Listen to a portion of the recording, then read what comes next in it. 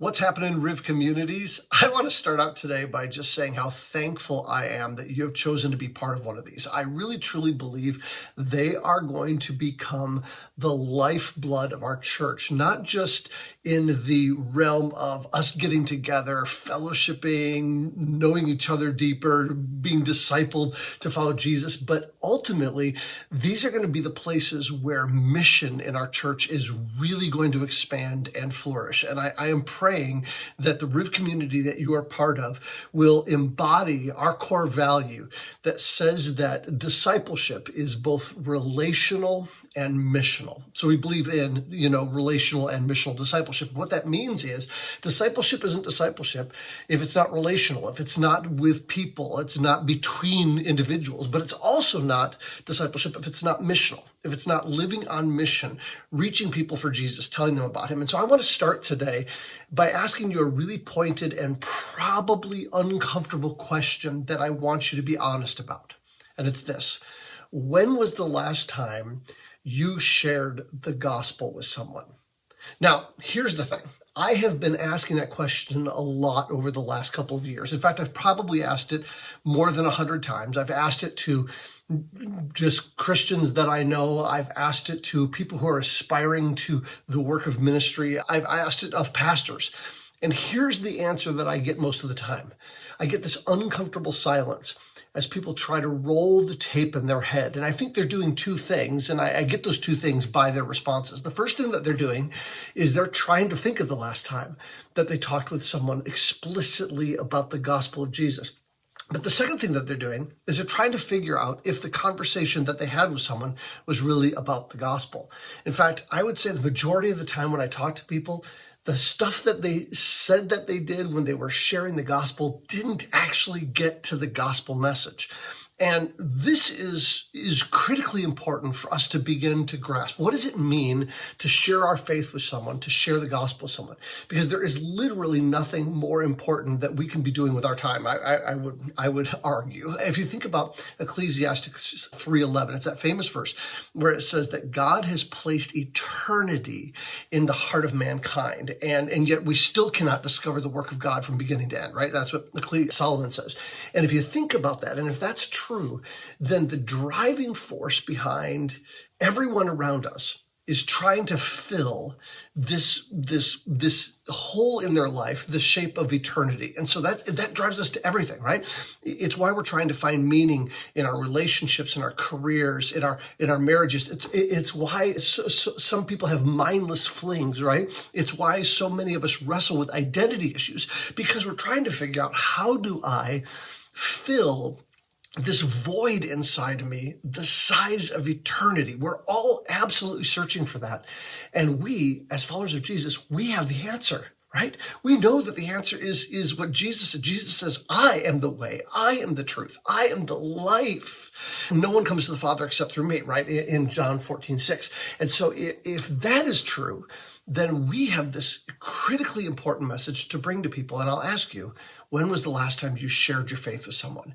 And what I mean by that, when was the last time you actually told somebody that Jesus wants to save them, that he is the way, that he is the truth, that he is the life, that apart from him, there is no other path to eternal life, this thing that they're searching for? When have you talked to somebody about the reality of sin, the reality of judgment, all that sort of thing? And so what happens is, as I'm talking about this, you're probably getting a little weirded out, right? A little bit terrified, a little bit thinking through, this is really scary. And it's so scary for us to have conversations with people like that, especially with people we love, right? Our friends, our neighbors, our coworkers, people that we love and we care for. We're afraid to talk to them about these things because we think maybe they're just not going to like us anymore. Maybe they're going to think we're some kind of weirdo, some Jesus freak, that whole thing.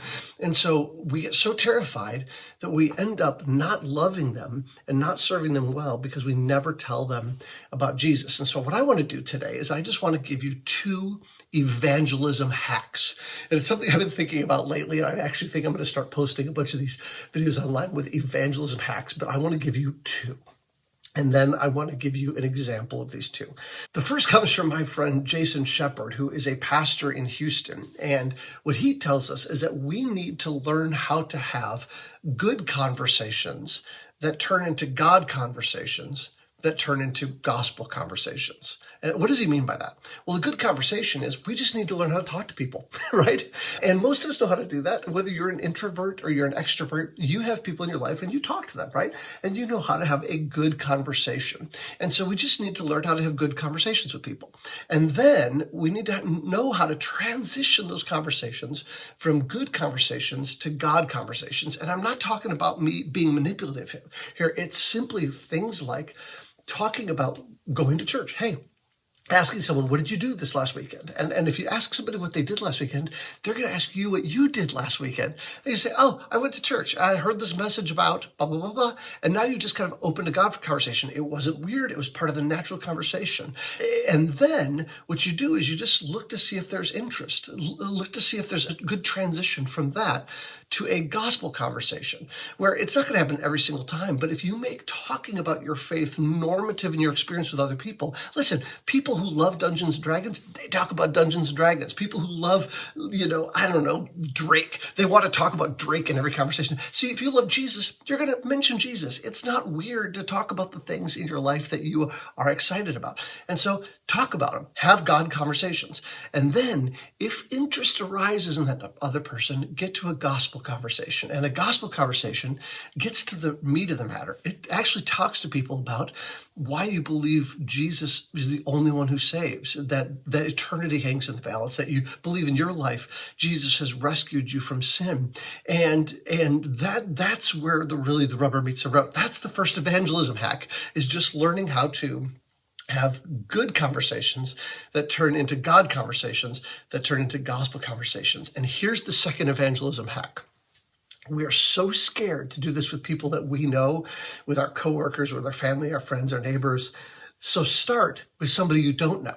Now that may sound even more terrifying, but it actually isn't, because if you don't know the person, you may never run into them again. Let me give you an example from this week, like literally 5 days ago. So from when I'm recording this? 5 days ago from when I was recording this, I was in New York City and I had to take a cab. And so it's that classic New York City cabbie thing. And if you think it's going to be one of those ugly rundown cabs, no, it was wonderful. It was a Toyota RAV4. But it was a New York City cab. And my cabbie picks me up and he starts talking to me and he asked me, where I came from and all that kind of stuff. Oh, I see. I came from Michigan. I said, where are you from? You don't sound like you have a New York accent. He's like, oh, I'm from Turkey. I'm like, seriously, you're from Turkey? How long have you lived here? Good conversation, right? So we're just starting to talk about Turkey, how long he lived in the United States, all that sort of thing, blah, blah, blah, blah, blah. Then he says to me, so I have a question. Are you in finance? And I said, no. He said, are you a lawyer? I said, do I look like a lawyer? And then he said, well, are you in marketing? I said, no. He goes, I give up. What do you do? And this is where I've got a unique advantage over you. But I said, I'm a pastor. And he said, really? Catholic or Orthodox? And I said, neither. Protestant. He said, there's a third one? And I said, you'd have no idea. Within Protestantism, there's all kinds of different. And he goes, that's crazy. And I said, so if you're from Turkey, is it a safe assumption to say you're Muslim? So you see what we just did? We just jumped. I could have just left it alone, but we just jumped from a good conversation to a God conversation. I just said, hey, are you a Muslim? And he says, well, I am, but I'm not a practicing Muslim. And I said, why not? And he said, because there's just so much I have to do to be a practicing Muslim. And I said, now you're about to see the leap from God conversation to gospel conversation. I said, that's literally why Protestantism exists. Because the Catholic and Orthodox faith had so many rules that they went beyond what the Holy Scriptures, because I knew he would know that from the Holy Quran, right? The Holy Scriptures would tell us it's all works-based and it's law-based. It's all the stuff you got to do. And Protestantism exists because we believe that Jesus has already done everything that has to be done. And if we place our faith in him, he saves us, no strings attached. It doesn't matter what we've done or what we do. He saves us if we really truly believe in him. And he just laughed and he shook his head and he said, I can't believe there's a third one. And there you go. I shared the gospel with him. It wasn't going to go any further than that. And now I'm praying that just like I planted that seed, God will bring somebody else along to water that seed. And then God will bear the fruit. And then I'm hoping that one day in glory, I'm going to meet my Turkish cab driver, who I didn't even get his name, but hopefully I'll meet him in glory. So this is what I want you to do this week. If you're bold enough, find someone that you don't know and see if you can get into a good conversation with them that turns into a God conversation, that turns into a gospel conversation.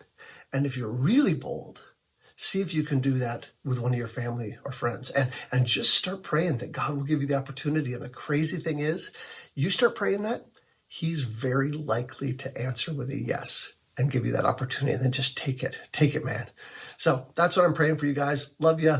Enjoy your discussion around this topic, and we'll see you soon.